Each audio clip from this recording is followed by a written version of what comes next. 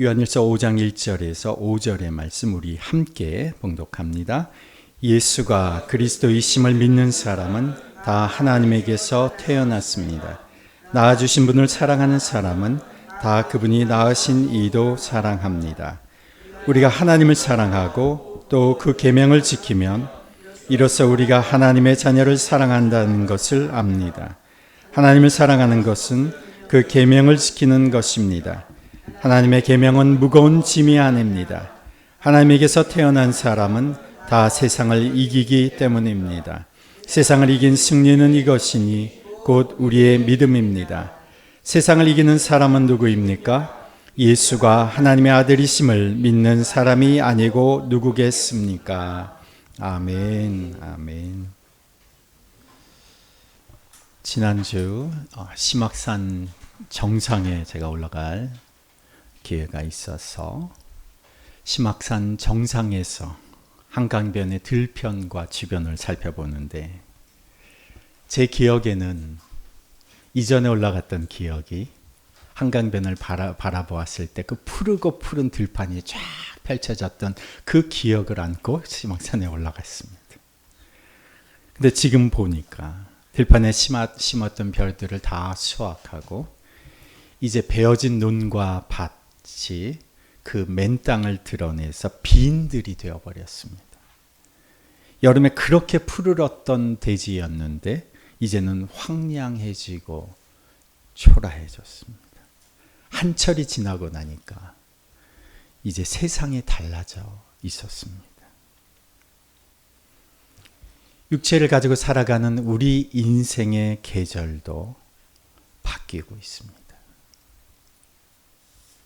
실감하시나요? 아직 실감하고 못하고 계시다면 젊은 겁니다. 우리 이 땅에서의 삶은 결코 길지 않습니다. 오늘 내가 아파트에서, 빌라에서, 또 집에서 살아가고 내가 사는 집에 이런저런 전자제품도 갖추어 놓고 또 자동차에 이런저런 여러 가지 물건들을 소유하며 살아가고 있는데 내가 오늘이라도 육체의 삶을 마감하게 된다면 이 모든 것이 무슨 소용이겠습니까?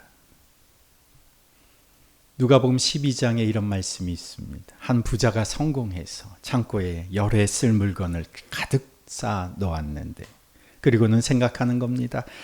이제 좀 즐기면서 살아야겠다.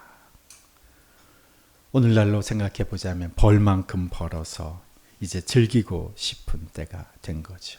그런데 하나님이 이 부자에게 말씀하십니다. 오늘 밤에 너의 영혼을 도로 찾아갈 것이다. 그러면 네가 장만한 것들이 누구의 것이 되겠느냐? 내가 부자처럼 많이 모아놓지 않았어도 여러 가지 현실의 고달픔과 어려움 가운데서 살아왔어도 그날은 누구에게나 찾아옵니다. 오늘 밤에 내가 죽는다면 나에게는 그 다음에 어떤 일이 일어날까? 많은 세상 사람들이 이렇게 얘기하죠. 죽어봐야 하는 거 아닙니까? 그러나 성경은 우리에게 분명하게 말씀해 주시죠. 한번 죽는 것은 사람에게 정해진 것이요 그 후에는 심판이 있으리니 죽음은 누구도 피해갈 수가 없는 겁니다. 사람의 육체에 영혼을 부여하신 분이 하나님이신데 하나님께서 영혼을 도로 걷어가시면 우리는 이 땅에서의 삶은 마감되는 겁니다. 그리고 죽은 후 우리는 주님 앞에 서야 되는 겁니다. 그 자리는 심판의 자리라고 우리에게 가르쳐 주십니다. 사람이 죽으면 모두 심판의 자리에 서기 때문에 인간을 사랑하시는 하나님께서는 그 심판에 대해서 미리 우리에게 말씀해 주셨습니다. 왜요? 미리 대비하고 준비하게 하시려고. 마태복음 25장에 보면 그 심판의 때가 이렇게 표현되어 있습니다. 모든 민족을 그의 앞에 불러 모아 목자가 양과 염소를 갈라서 양은 오른쪽에 염소는 왼쪽에 세우듯이 하나님께서 임금이 오시는 그때, 왕이 오시는 그때에 사람들을 오른편으로 왼편으로 나눌 것이다. 그리하여 오른편으로 나눠진 사람들은 이 영원한 생명으로 들어가고 왼편으로 나눠진 사람들은 영원한 형벌로 들어가게 될 것이다. 어떤 사람은 영원한 형벌로, 어떤 사람은 영원한 생명으로 들어갈 것이다. 그러면 어떤 사람이 영원한 생명, 하나님이 예비해 놓으신 하나님의 나라에 들어갈 수 있느냐? 제가 항상 이 이야기를 드리는데, 저희 집에 들어오고 어떤 사람이 현관문에서 초인종을 눌렀습니다. 딩동. 모르는 사람이에요. 보니까. 어떻게 오셨습니까? 그 사람이 얘기를 합니다. 저는 이 동네 주민인데 이 동네에서 좋은 일, 선한 일을 많이 한 사람입니다. 그래서 잠깐 들어가려고 합니다. 그러면 제가 그 얘기를 듣고, 이거 미친 사람 아니야? 자기가 선한 일을 한 게 나하고 무슨 상관이 있다고 여기 들어오려고 하는 거지? 근데 누가 초인종을 누릅니다. 딩동. 보니까 제 아들의 얼굴이 화면에 딱 잡히는 거예요. 아빠 나야. 그러면 그래 들어와.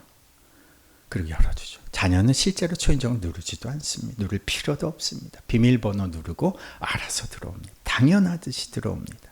천국, 하나님 나라, 사람들이 착각하는데 그것은 선한 일을 하면 가는 곳이 아니라는 겁니다. 하나님 나라는 하나님의 자녀들이 가는 곳입니다. 선한 일을 하는 사람이 가는 곳이 아닙니다. 착한 일을 많이 해야 가는 곳이 아닙니다. 하나님의 나라는 하나님의 자녀가 가는 곳입니다. 그렇다면 이런 질문을 하게 되죠. 그러면 하나님의 자녀는 어떻게 될 수 있느냐? 요한복음 1장 12절 영접하는 자, 곧 그 이름을 믿는 자들에게는 하나님의 자녀가 되는 권세를 주셨으니. 예수님을 믿는 자가 하나님의 자녀가 된다. 요한복음 3장 36절에도 아들을 믿는 자에게는 영생이 있다. 아들에게 순종하지 않는 사람은 생명을 얻지 못하고 도리어 하나님의 진노를 산다. 아들을 믿는 자가 영생을 얻는 겁니다. 믿지 않는 자는 불순종하는 겁니다. 영원한 형벌로 들어가는 거죠. 예수를 믿는 자가 하나님의 자녀가 되는 겁니다. 하나님의 자녀가 하나님 나라에 들어가는 겁니다. 오늘 본문은 하나님 나라에 들어가는 하나님의 자녀가 정말 누구인가? 이들이 예수님을 믿어 하나님의 자녀가 되는데 정말 예수님을 믿는다는 것이 무엇인지를 설명해 주는 본문입니다. 아주 간단한 본문이지만 우리 인생에 생사가 걸린 참 중요한 본문이기도 합니다. 오늘 1절 첫 문장을 우리 함께 봉독합니다. 예수가 그리스도이심을 믿는 사람은 다 하나님에게서 태어났습니다. 여기까지만 했습니다. 하나님 나라에 들어가는 사람은 하나님의 자녀입니다. 하나님의 자녀를 여기서 어떻게 표현합니까? 하나님에게서 태어난 사람. 하나님의 자녀는 예수를 믿는 자가 하나님의 자녀로 태어나는 거죠. 그러면 예수를 믿는다는 정말 무엇을 믿느냐? 본문을 다시 보시면 예수를 믿는데 무엇을 믿습니까? 예수가 그리스도이심을 믿는 것이다. 우리나라 말에는 원래 그리스도라는 단어가 없습니다. 그래서 한글 성경을 번역하면서 신약 성경에 쓰인 헬라어 크리스토스라고 하는 이 단어를 음역해서 그리스도라고 이렇게 가져와서 사용을 했습니다. 구약 성경에서 메시아라는 단어가 같은 의미를 지닌 뜻인데 그리스도는 그 뜻이 기름 부음을 받은 자라는 것입니다. 기름을 부음 받았다는 것은 어떤 역할과 직분을 위해서 특별히 임명되어 세워졌다는 것을 의미합니다. 무엇을 위해 기름 부음을 받았느냐? 구약에서 보면 기름을 부은 세 종류의 사람이 나옵니다. 첫 번째는 왕이요, 두 번째는 제사장이요, 세 번째는 선지자입니다. 기름 부은 자, 하나님 특별히 임명을 하신 사람들이 이 세 종류의 사람이죠. 왕은 백성을 인도하는 역할을 하는 사람입니다. 백성의 인도자로, 대표자로, 지도하는 자로 세워진 사람입니다. 제사장은 하나님과 인간 사이의 제사를 위해서 세워진 사람입니다. 선지자는 하나님의 말씀을 전하기 위해서 세워진 사람입니다. 그런데 왕이 죽으면 어떻게 될까요? 또 다른 왕을 기름 부어 세워야 합니다. 제사장이 죽으면 또 다른 제사장을 기름 부어 세워야 합니다. 선지자도 마찬가지입니다. 그러나 신약 성경에서 그리스도, 기름 부음을 받은 자라고 쓰인 단어는 구약에서는 이게 고유명사일 수가 없는 게 제사장이 죽으면 또 세워야 되니까 고유명사가 될 수가 없어요. 그런데 신약에서는 이것을 고유명사로 쓰였습니다. 한 분에게 쓰였어요. 그분이 누구시냐? 예수님입니다. 그러면 예수님은 무엇을 위해서 기름 부음을 받으신 걸까요? 앞에 구약에서 세 가지 목적, 왕으로서, 제사장으로서, 선지자로서의 목적을 포함하여, 왕으로서는 죽지 않는 영원한 왕이 예수님이시고, 제사장으로서는 두 번 다시 새로 세울 필요 없는 영원한 대제사장이 되셨고, 선지자로서는 말씀을 우리에게 대언해 주시는데 말씀을 직접 자신의 삶으로 육화한 말씀을 보여주신, 친히 말씀이 육신이 되어서 우리 가운데 오신 유일한 말씀의 대언자. 그래서 이 왕이면서 제사장이면서 그리고 선지자면서 이것을 대표하는 기름 부음을 받은 자, 여기에 예수님이 이 신약에서 우리 가운데 기름을 부으신 이유는 우리를 구원하시기 위해서 선택된 분이라는 겁니다. 구원이라고 하는 말을 우리가 성경의 표현으로 구원이라고 하지만 사람들은 구원이라는 말을 일반적인 사회에서 쓰지 않죠. 이것은 건져내다라는 거죠. 예수님이 무슨 목적으로 왕과 제사장으로 선지자 여기에 인간을 건져내어 주시려고 예수님이 선택되셨다는 겁니다. 즉 나를 현재의 상태에서 건져내어 주시려고, 이것이 성경의 표현은 구원입니다. 예수님은 나를 구원하시기 위해서 선택된 분입니다. 예수님이 믿는다는 것은 그분이 나를 현재의 상태에서 건져주실 수 있는 분, 즉 구원하실 수 있는 유일한 분이심을 믿는 겁니다. 그것이 예수가 그리스도이심을 믿는 겁니다. 제가 이렇게 말씀을 드리면, 제가 개인적으로 사람들에게 이런 말씀을 이렇게 복음을 위해서 이렇게 나누게 되면 꼭 이렇게 반문하시는 분이 종종 계셔요. 목사님, 저는 죄를 지은 것이 없는데요. 제가 왜 구원받아야 되는 거죠? 꽤 많은 사람들이 이렇게 반문합니다. 꽤 많은 사람들이 나는 구원받을 필요가 없는데 왜 나를 건져주신다는 거죠? 나는 건짐을 받을 필요가 없는데, 난 잘못한 것이 없는데, 죄 지은 것이 없는데, 나는 이 지금 상태도 좋고 행복하게 살아가고 있는데 왜 나를 건져주신다고 하시지? 생각은 고맙지만 no thank you. 마음만 받겠습니다. 나 그냥 두세요. 정말 그렇게 말씀하신 분이 꽤 많습니다. 하나님에게서 떠나 있는 인생이 그렇다는 겁니다. 더러운지조차, 지저분한지조차, 냄새 나는지조차, 얼마나 역겨운지조차 모릅니다. 에베소서 4장 18절에 그들은 자기들 속에 있는 무지와 자기들의 마음의 완고함 때문에 지각이 어두워지고 하나님의 생명에서 떠나 있습니다. 캄캄하면, 아무것도 보이지 않으면 자기 얼굴이 얼마나 더러운지 알 수가 없는 겁니다. 이사야서 44장 18절 말씀에도 그들이 알지 못하고 깨닫지도 못하면 그들의 눈이 가려서 보지 못하며 그들의 마음이 어두워져서 깨닫지 못함이니라. 눈이 안 보이는데 무엇이 더럽겠습니까? 예수님이 무엇을 위해서 기름 부음을 받으셨는가? 우리를 건져주시기 위해서, 돼지우리 같은 환경에서, 개 번식장 같은 그런 우리에서 살아가는 우리들의 인생을 우리 건져주시려고 예수님이 그리스도가 되셨다는 거죠. 성경은 구체적으로 말합니다. 우리를 어디에서 건져주셨습니까? 우리를 죄와 죽음에서 건져주셨습니다. 죄로 더러워져서 죽음의 급류에 휩쓸려 떠내려가는 우리의 인생을 예수님께서 자신의 몸을 던져서 우리를 건져주신 겁니다. 죄에 휩쓸려 이 더러운 급류에 떠내려가면 결국 인생은 죽음으로 끝나는 겁니다. 예수님께서 십자가의 피로 우리 인생을 씻어주시고 죄지은 내가 치러야 할 대가인 죽음을 십자가에서 자신의 생명으로 치러주심으로 우리를 죄와 죽음에서 건져주셨습니다. 우리를 예수님이 어디에서 건져주셨습니까? 우리를 사탄의 모든 저주에서, 지배에서 건져주셨습니다. 히브리서 2장 14절에 보면 그가 죽음을 겪으시고 우리 인간과 똑같은 모습을 지니신 것은 죽음의 세력을 쥐고 있는 자 곧 악마를 멸하시고 또 일생 동안 죽음의 공포 때문에 종노릇한 사람들을 해방시키시기 위함이었습니다. 예수님께서 십자가에 죽으신 것은 우리를 죄의 지배 그리고 그 뒤에서 우리의 일생 동안 죽음의 공포를 가지고 우리를 종노릇하게 만드는 사탄의 지배에서 우리를 해방시키시기 위해서였다.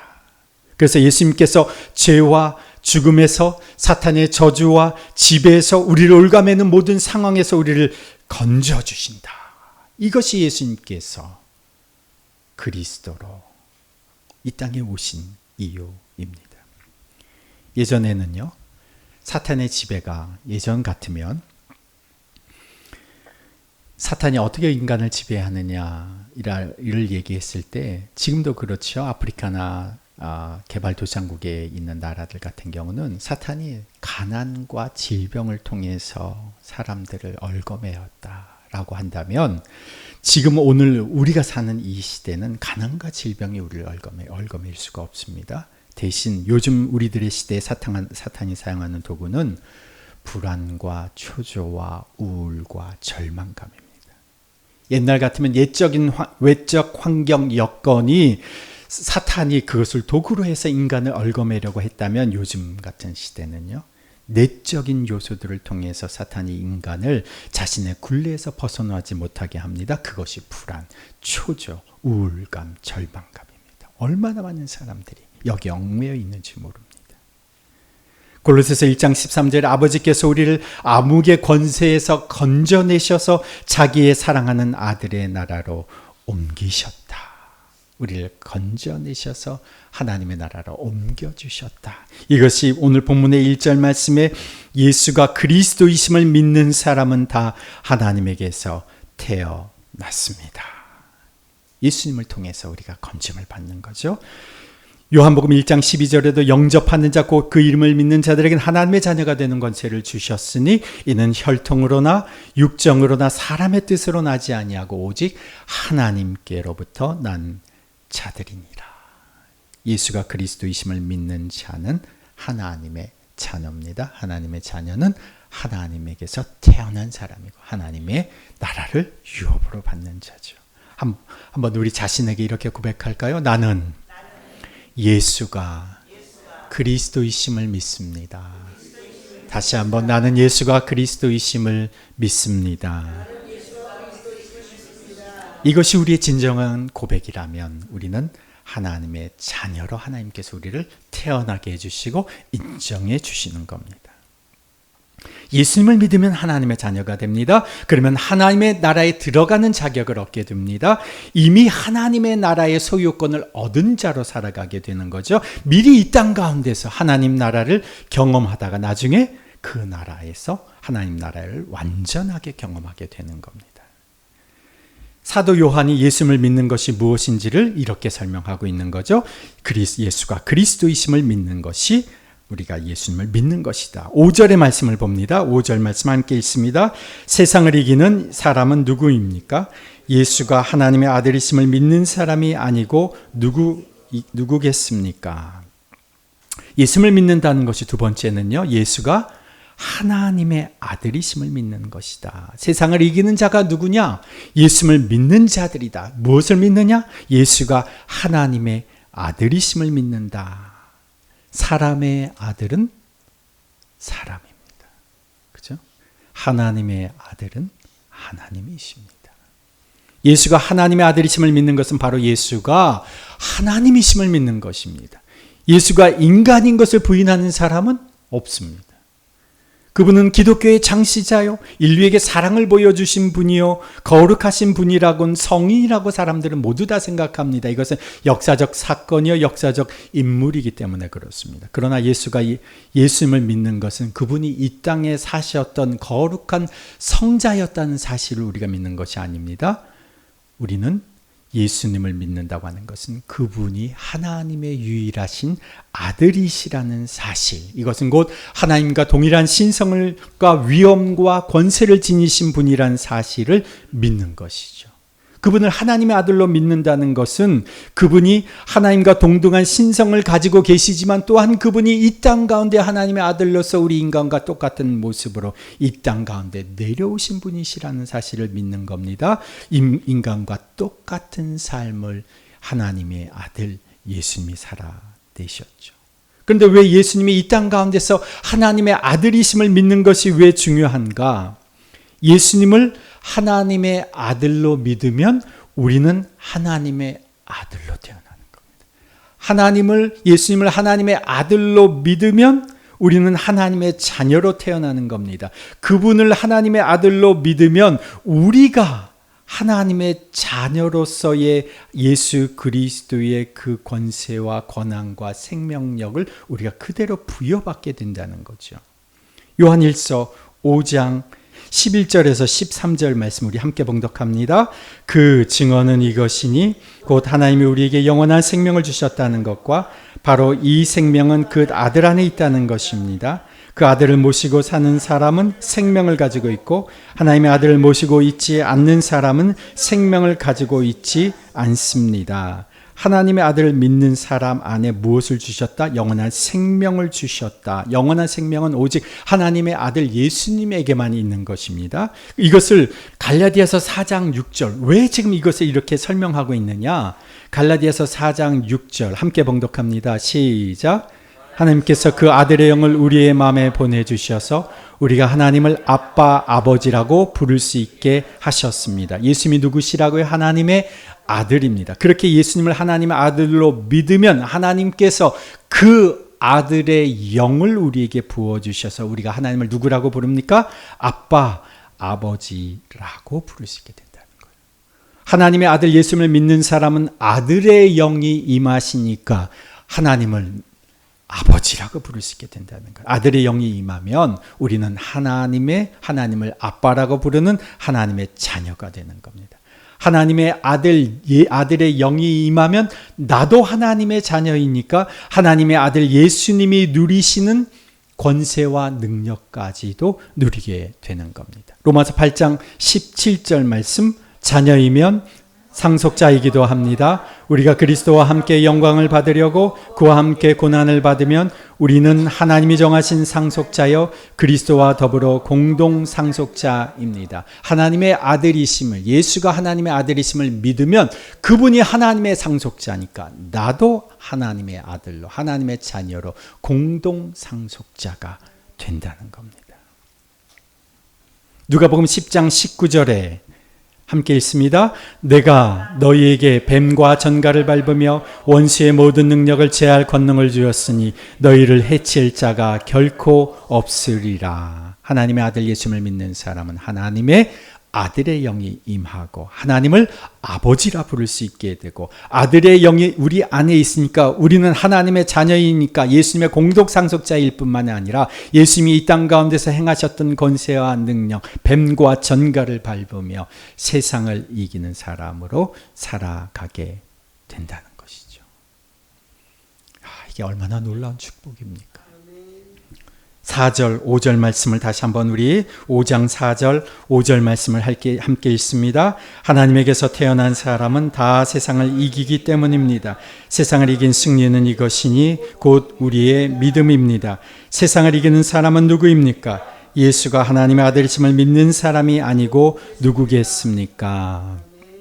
예수가 나를 죄에서 죽음에서 사탄의 모든 영향력에서 건져주신 그리스도임을 믿으면 그분이 하나님의 아들이심을 믿으면 우리는 세상을 다스리고 정복하는 자로 살아가게 되는 겁니다. 우리에게 예수의 생명력이 있으면 이런 사람은 세상에 감당치 못하는 거예요. 제가 오늘 교회 칼럼에 제가 끈질기고 위대한 생명력 여러분 읽어보셨어요? 집채만한 코끼리가 있어도 죽어 있으면 전혀 무섭지 않습니다. 그런데 요만한 모기가 옆에 딱 붙어 있는데 긴장하지 않을 수가 없는 거예요. 이 녀석이 나한테 다가와서 움직이지 못할 때 물으면 어떻게 하지? 생명이 있으면 무서운 존재가 되는 겁니다. 우리는 예수 그리스도의 이 생명력이 있는 사람입니다. 아들의 영이 임한 사람입니다. 아들과 함께 공동 상속자입니다. 세상을 다스리고 세상의 권세를 무찌를 승리의 권세를 부여받은 사람입니다. 그 예수가 누구시라고요? 예수는 그리스도이심을 믿는 겁니다. 예수는 하나님의 아들이심을 우리가 믿는 겁니다. 베드로가 지금 사도 요한이 지금 우리가 무엇을 믿는지를 이렇게 가르쳐주고 있는데 베드로가 예수님이 누구신지를 이렇게 고백합니다. 예수님께서 제자들에게 너희는 나를 누구냐고 물으셨을 때에 마태복음 16장 16절에서 시몬 베드로가 이렇게 대답합니다. 주는 그리스도시요 살아계신 하나님의 아들이시니이다. 이 베드로의 고백 위에 예수님께서 내가 이 반석 위에 내 교회를 세우리니 음부의 권세가 이기지 못하리라. 예수님을 가장 사랑했던 사도 요한이 예수님을 믿는 것이 무엇인지 핵심을 두 가지로 말했죠. 베드로가 자신의 고백을 이렇게 똑같이 고백합니다. 예수님을 믿는 것은 예수가 그리스도이심을 믿는 거다. 예수가 하나님의 아들이심을 믿는 것이다. 그런데 오늘 본문에서 이렇게 예수님을 믿고 하나님의 자녀로 태어난 사람은 어떻게 살아가야 하는지를 말하고 있습니다. 5장 2절에 우리 함께 봉독합니다. 우리가 하나님을 사랑하고 또 그 계명을 지키면 이로써 우리가 하나님의 자녀를 사랑한다는 것을 압니다. 아멘. 또 1절 말씀도 함께 있습니다. 예수가 그리스도이심을 믿는 사람은 다 하나님에게서 태어났습니다. 낳아주신 분을 사랑하는 사람은 다 그분이 낳으신 이도 사랑합니다. 하나님의 자녀로 태어난 사람은 예수 그리스도를 예수님을 그리스도라 하나님의 아들이라 믿어서 하나님의 자녀가 된 사람은 어떻게 살아가야 하느냐? 첫 번째는 하나님을 사랑하며 살아가야 되는 거죠. 1절에 낳아주신 분을 사랑하는 사람은 하나님을 사랑하면서 살아가는 거죠. 두 번째는 낳아주신 분을 사랑하는 사람은 다 그분이 낳으신 이도 사랑합니다. 곧 한 배에서 난 사람을 우리가 뭐라고 부릅니까? 형제 자매라고 부르는 겁니다. 우리는 하나님 안에서 한 형제 자매로 태어난 사람. 그러니까 우리 형제 자매의 호칭이 그냥 생긴 것이 아니라 하나님에게서 태어난 자들이기 때문에 우리 형제 자매인 거죠. 하나님께서 하나님의 자녀들이 살아가는 법을 친히 가르쳐 주십니다. 하나님을 사랑하고 같이 태어난 형제 자매를 사랑해라.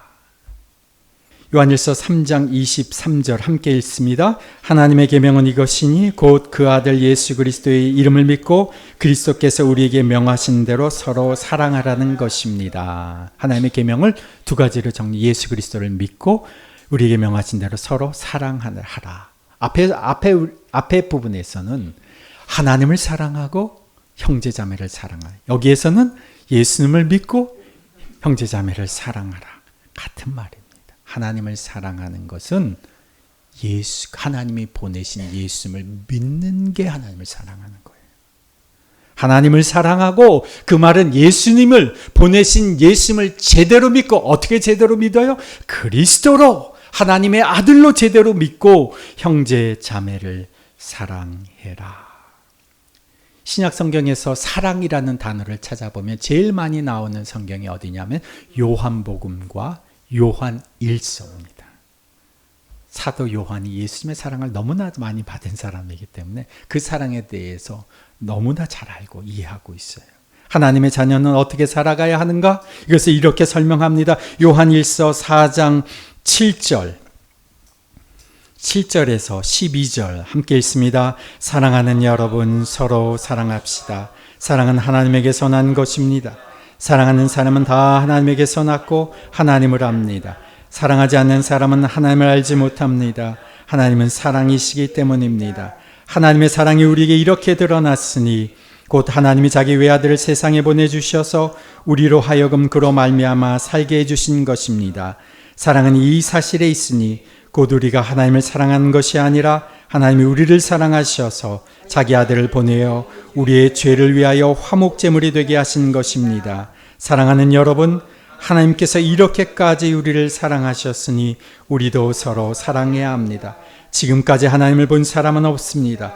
그러나 우리가 서로 사랑하면 하나님이 우리 가운데 계시고 또 하나님의 사랑이 우리 가운데 완성된 것입니다. 아멘, 아멘. 설명이 필요 없죠? 하나님의 자녀는 하나님을 사랑하고 형제자매를 서로 사랑하며 사는 것이다. 제가 제 삶에서 저의 인생에 영향을 끼친 사람들이 누굴까, 기억나는 사람들이 누굴까 이렇게 생각을 해봤어요. 그런데 공통적인 특징들이 있더라고요. 나를 지극히 사랑해 주신 분들이에요. 여러분들의 인생에, 여러분의 인생에 참 중요한 영향을 끼쳤던 분들 한번 생각해 보십시오. 그들 중에는 믿음 좋은 사람으로 기억되는 분들이 거의 없어요. 희한하게도. 기억나는 사람이 전부 대부분이 나를 지극히 사랑해 준 분이 기억이 날 것입니다. 나를 가르쳐 준 사람보다 나를 사랑해 준 사람을 우리는 기억합니다. 오늘 본문이 믿음은 세상에서 우리가 승리하게 해주는 힘입니다 라고 말합니다. 어떤 환경에서도 무너지지 않고 견고하게 전진하게 해주는 것이 우리의 믿음입니다. 악한 원수에게서 이기게 해주는 것이 우리의 믿음입니다. 그렇게 말하죠. 그러나 세상뿐만이 아니라 이 세상 속에 살아가는 사람들까지도 이렇게 품어주는 이 초월적인 힘은 바로 사랑에서 나오는 힘입니다. 그래서 고린도전서 13장 7절에 보면 사랑은 모든 것을 참으며 모든 것을 믿으며 모든 것을 바라며 모든 것을 견디느니라.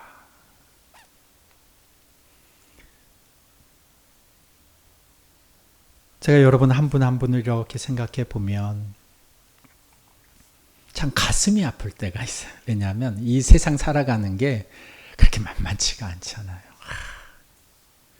세상에서, 직장에서, 사업장에서, 학교에서 살아가시는 모습을 보면 그 돈 얼마 되지 않은 봉급을 지불해주고 하면서 얼마나 치열하게 살아가야 하는지 모릅니다.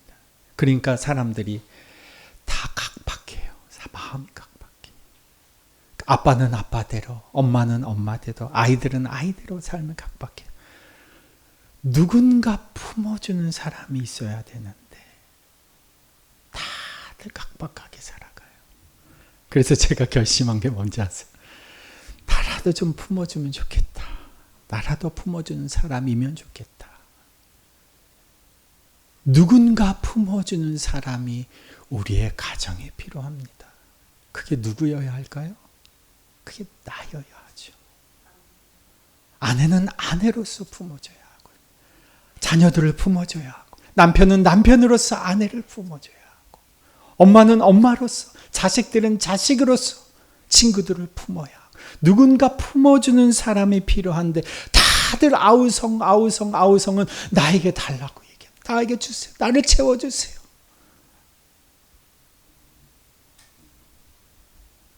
그런데 하나님이 우리에게 가르쳐 주신 사랑은 하나님의 사랑이 이렇게 너희 삶에 부은 바 되었으니, 하나님이 이같이 너희들을 사랑하셨으니 자기 아들을 보내어 우리의 죄를 위하여 화목제물로 삼으시기까지 우리를 사랑하셨으니, 사랑하는 여러분, 하나님이 이렇게까지 우리를 사랑하셨으니 여러분도 서로 사랑해야 합니다. 세상을 이기는 것은 믿음일지 몰라도 이 세상의 사람들을 품고 모든 것을 초월하는 힘은 바로 사랑에서 나오는 겁니다. 사랑하며 사는 법을 이제는 경험하며 살아가야 되는 것이죠.